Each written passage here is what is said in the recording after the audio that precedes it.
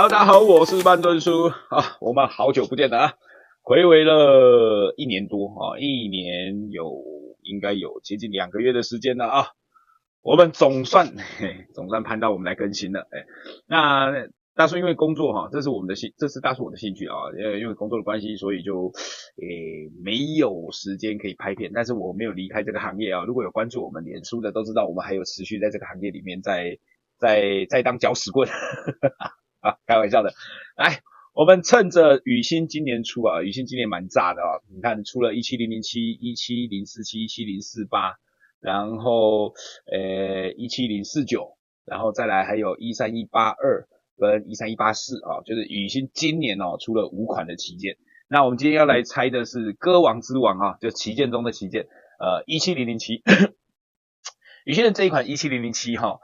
应该是22年的旗舰款，但是硬生生被干到变成今年23年的旗舰款哈。那它其实就是复刻利博海尔 LTM 哈11200的一个举重机啊，就是吊车啊，吊车啊。那这一款吊车呢，大叔雨欣的包括到雨欣这一款是算是主第3款了啊。那前面2款呢，其实都被大叔打枪哈，只是有一个有拍，然后另外一个没有拍哈。那我们就不去断人财路，我们就一样哈，就不再去多去赘述啊。那我们今天的主角17007，我们就来操作17007啊。那这一款呢，它是气动加电动的全动作啊，气动加电动的全动作啊，包括它的动力、气动的切换，这些也是使用遥控器操作去做切换啊。那它的颗粒数有8506克啊，然后它使用的电机哈，各位1颗4伏哈，这个是新的啊。那我前段时间有组那个绘图机啊，我玩了这一颗白色的新的这个 H 加的这一颗马达，就是 C Plus 的这一颗马达，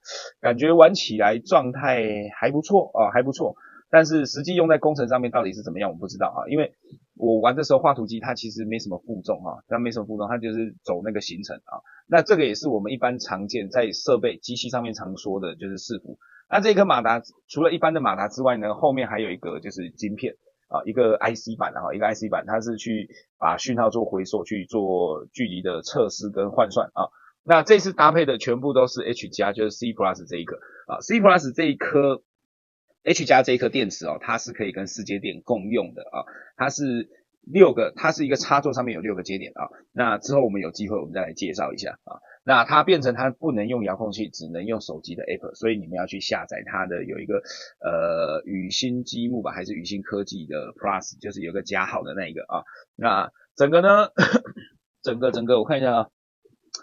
静止状态的长度有121，然后宽度是连配重块宽度算下去是有50.7啊，然后高度是32.8。这是属实的这个大家伙吊臂伸展出来的时候呢是160离地高度是160公分，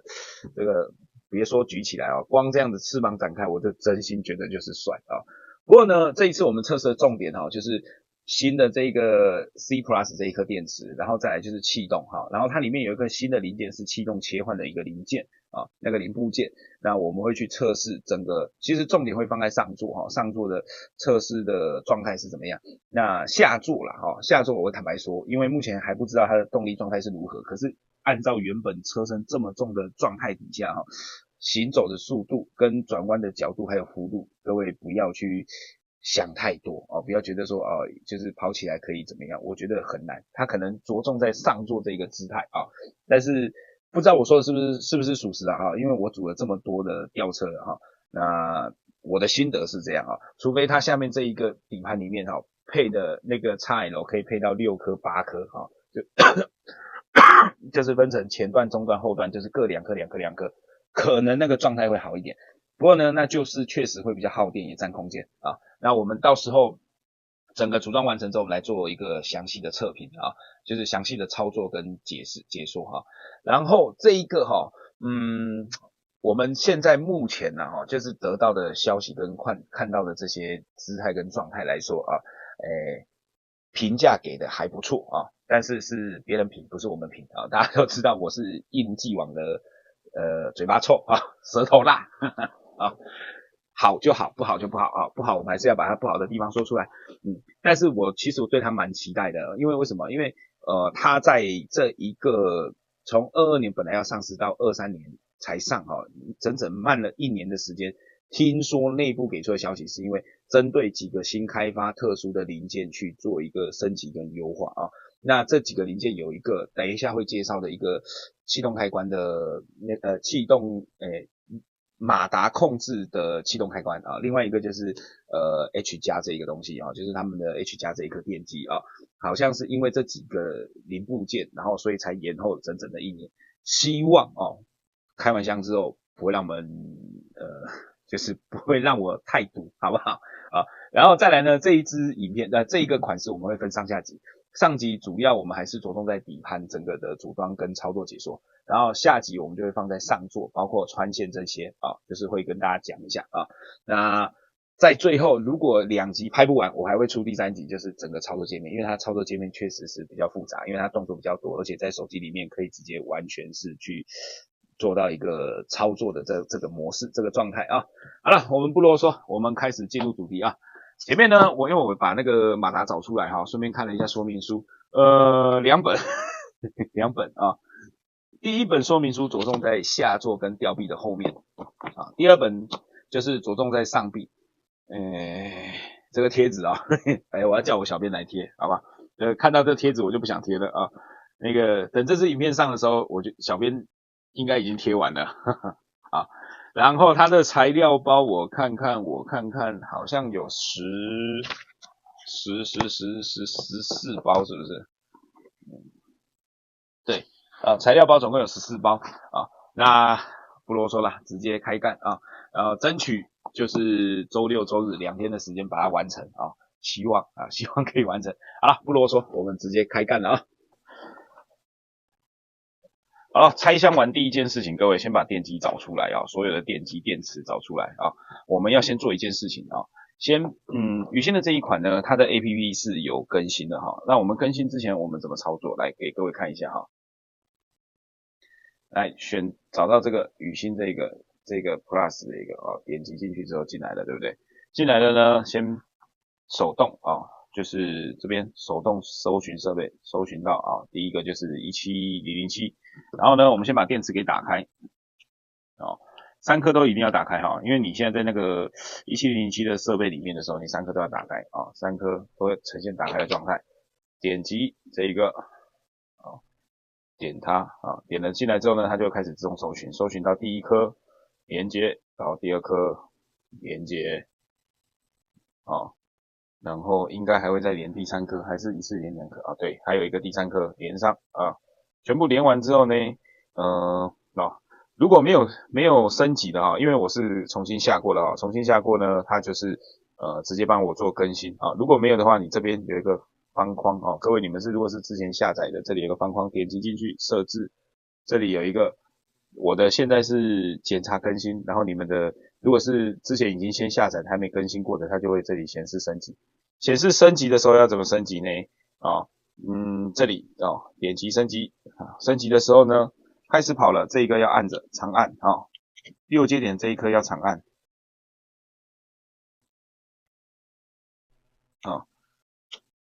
这边因为我刚来不及了我们再退出再一次，重新长按。他不理我先退出检查，升级失败，然后重新再来一次我们要重新再连一次，重新连上连上之后呢，设置检查，然后这里有个升级动作，点开升级的时候呢，6节点这一颗电池就要同时开关键按着点升级按着它就会这样子，有没有？在呈现闪烁的状态，它才能更新然后要一直到它完全更新完了，你才可以放开还没更新完，你放开就是要再重来，刚才的步骤再重来一次现在其实还蛮快的啦，就是几秒钟确定放开的时候就按确定就可以了那就表示我们已经升级完成升级完成就会进来这个页面这个页面呢，我们到后面再来解释就是它这个页面到底有哪一些功能。然后呢，刚刚拆开的这些电机，你们可以随便挑几个电池，比如说我挑这一颗电池然后我去独立测试。如果说你们不知道就大家如果不知道这个是哪一个操作哪一颗是连上哪一颗电池，那也没关系，我们就退出退出滑开，滑到最底下有一个6节点跟一个4节点，我点击4节点这颗电池但是我电池要先全部关闭了啊，因为它现在连接的讯号还是上一个 app 的讯号，然后打开，我挑选一颗电池打开，打开然后设置，没连上，右上角有一个这个，搜寻 ，OK， 连接上了啊，这个是简单的说明，你们可以看一下啊，那我先跳过，然后呢，我们就可以把电机放上来啊，一颗一颗放上来测试，组装前一定测试一下，好不好？麻烦各位，比如说我现在接的是 A 接点 A。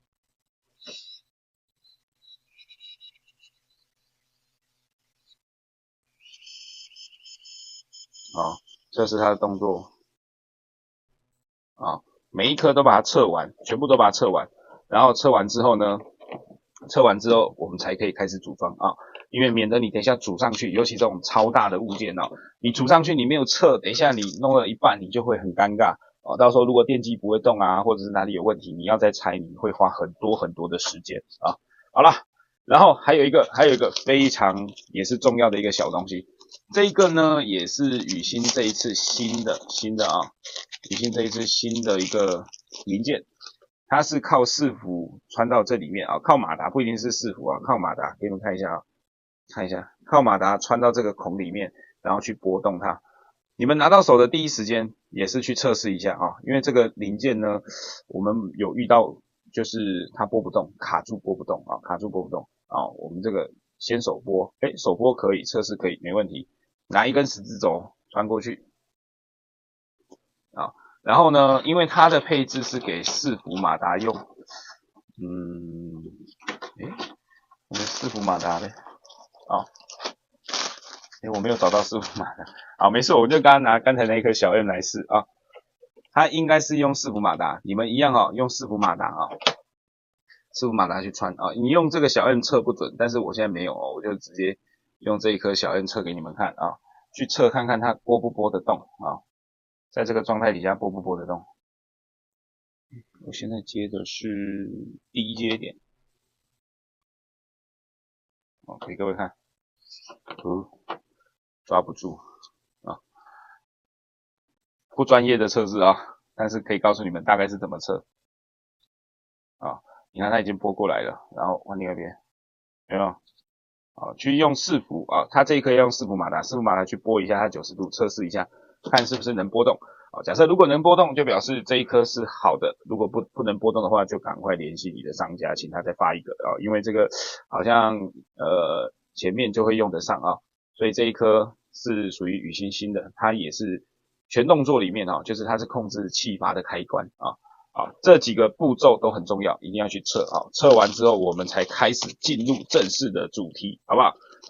那我们就等着大叔开始组装了各位来，我们前面上半部的底盘已经完成了组装下来大概几个注意的重点我先说这个圆盘好了这个圆盘它其实是跟那个17047就是白色挖土机一样，它不是扣实的，它是整个基座放上去的这个设计有好有坏就是好处就是容易拆卸了那不好的地方就是你如果重心没有抓稳的话，可能会整个翻下来那我觉得这个东西还是可以去考量一下，就是看有没有什么方式可以做到一个快拆，然后很快的一个分解那我觉得这个厂里他们设计者可以去思考一下然后再来，刚才各位有看到速度前进后退的速度基本上就是很慢很慢。那因为它的毕竟车子的重量有到那里不过目前底盘看起来是整个动作起来的状态其实是没有什么太大的问题但是有一个地方就是它的转向，它后面4颗轮子跟前面的转向是分开的所以我们在做转向的时候，它的转向搭配的 L 马达会有一个过载齿轮，就是一个白色的齿轮像这边白色的这种齿轮白色的过载齿轮，等一下我会跟各位讲它在做转向转过去的时候，有时候 over 的时候在回正，可能是前后会不同步可能后轮会回的少一点，前轮会回的多一点或者前轮多一点，后轮少一点，就有这个可能。当你遇到这个情形的时候，你不需要去拆它，你直接去拨动它的那个这一个过载的齿轮啊，但是那个过载齿轮有一个很大的一个 bug， 就是你长期这样子去用的时候，它会间隙变大，间隙变大的时候，它就很容易越来越严重哦，这是一个问题。但是它的好处就是它其实去保护了其他的齿轮啊，这我们要去说的，当然就是有好有坏啊。不过我觉得可以去考虑一下，就是把这些马达其实去更换成一个比较稳定输出的，就是白色 H 加的这个伺服马达，所以它操作起来状态会比较好一点啊。那我们现在大概我就是从底盘的搭建之后，大概有2个我觉得这个问题可能要去思考的就是比较在玩的过程当中可能会造成一些困扰的。第一个就是这里，然后第二个呢就是放下支撑脚啊。放支撑脚的部分呢，因为它是我们在影片前面有告诉各位新的那个开关，那个开关做的间隙我个人觉得有点太紧有点太紧，所以它导致伺服转90度的时候，因为积木又是软的，加上它有一个公差在，所以它在转动的时候没有办法每一次都到位等一下我们会把底盘翻过来，然后给各位看一下那我们先从正面来看我们先告诉各位，遇到这个转向这个问题的时候，比如说我们现在这样子因为它每一个轮子所承载的重量不一样，所以它在转向的时候，各位你可以看到这边的转向跟前轮的转向，它的角度是不一样。然后我现在把它回正了，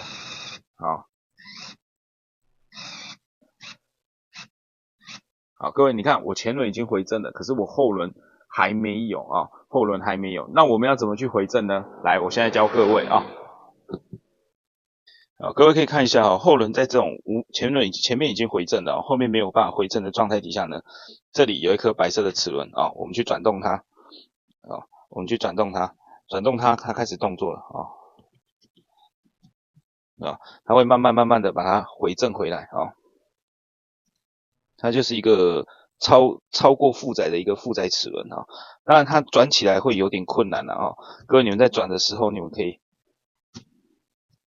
考虑一下屁股稍微拖一下，屁股拖一下呢，它的负重就不会那么重。然后现在各位你们可以看一下这里已经回正了，这里跟这里是已经回正了当然我觉得这个东西其实它可以去考虑一下，把这个齿轮换成一般的这种齿轮，但是换成一般这种齿轮又会产生另外一个问题，就是其他齿轮很容易跳齿，很容易受伤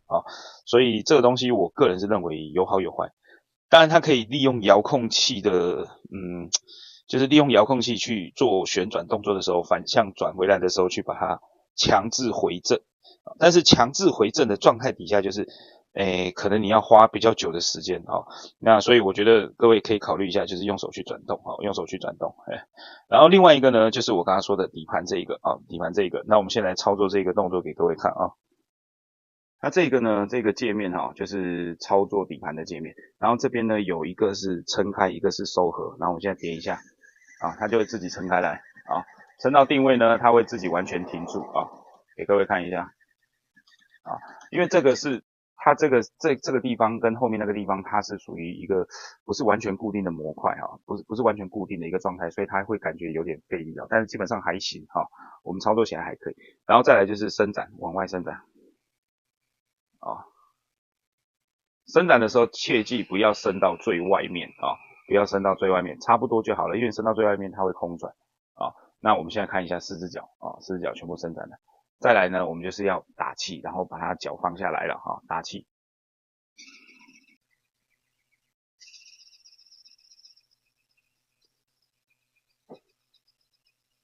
还是一样就是没有惯性，所以它一下子它就会下来那这个地方呢，在我们前面影片有介绍的那个气泵的那个开关，用伺服去驱动那个开关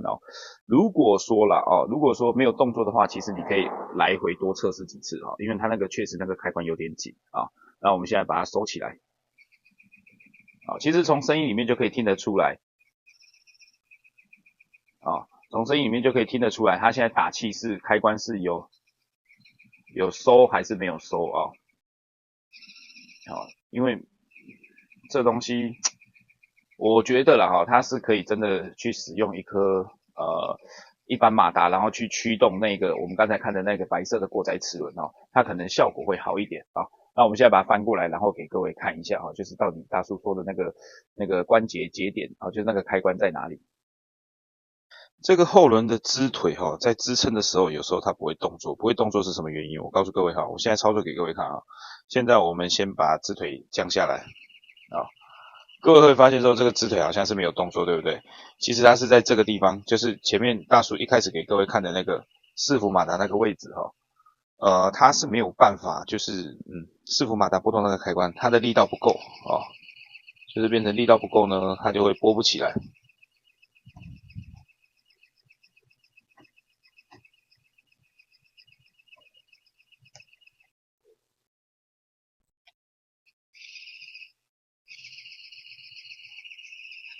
好，各位，它是在哪个位置？在这个位置在这个位置，给各位看一下这个位置这一根怎么拨嘞？你们注意看它现在我用另外一个反方向给各位看有没有看到它动应该有看到它在动现在往下的时候它的力道是不够的，所以它这个转那个伺服的这个动作这一根它确实是有时候太紧了太紧反而会导致它没有办法波动没有办法波动，这一根没办法波动，它的脚就不会动作不然它正常波动的时候状态其实还是可以的给各位看一下正常波动的状态你们去看这4只脚现在目前是放的状态不是，它是升的状态目前向下的话各位可以看一下，它向下的时候，它4只支腿是可以起来的那另外一个动作呢，你往上的时候，像这一次它就会往上这一次它就有往上，往上的话4只腿它就会很顺畅的把动作收起来，所以其实就是这一个我再放大一次给各位看其实就是这一个这一个波动的这个开关，因为它是搭配伺服马达的关系，所以它波动的顺不顺关系到它那个脚放的顺不顺畅有可能脚放的不顺畅那就是因为这个开关，其实它那个是可以改就是不要用伺服，用小 M， 然后再加上一个过载的齿轮用一个过载的齿轮，它这样操作起来的话转到一定程度的时候，马达持续在转嘛，马达持续在转的时候马达持续在转，但是它就是白色那种过载齿轮，它不影响它因为它已经强制走到那个定位了各位刚才看了底盘的操作各位我不知道有什么感想基本上我觉得到目前为止我已经组了3款的1200那我觉得在底盘的状态底下，它宇星这一款还是有一定的水准但我觉得还是不够完美，还是不够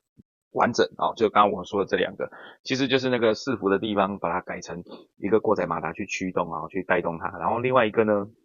就是我刚刚说的那个后轮转向这一个部分这部分呢其实也是可以去做一个改变跟调整因为毕竟它不能同步，你每一次回来之后没办法同步，你车子就是没办法走直线那我觉得大家可以去评估一下就是看这个状态基本上不是不能改还是可以改但是它现在的状态就是比较保护这些塑胶件好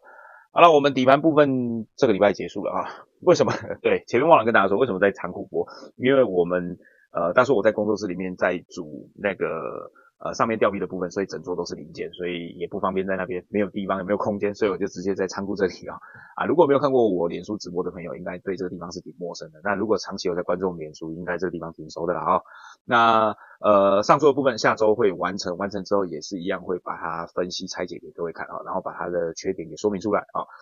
为什么我这一次都没有说优点因为我觉得现在这些东西它的优点应该都是基本的标配的那只是我们去把它的缺点挑出来，然后看这些缺点是不是有任何的可能性可以去完善的好了，我们今天首发也不是首发，睽违了1年多的重更我们今天影片就到这里。那还没按赞订阅的帮大叔按赞订阅，如果对这个影片你喜欢的话可以帮我们分享一下然后顺便有什么问题可以在下方留言，或者是透过我们新的粉丝团我们新的粉丝团到也一样叫快乐地积木工坊新的粉丝团到上面直接去留言跟大叔做一个交流OK， 我们今天影片就介绍到这里那我们下周再见了拜拜。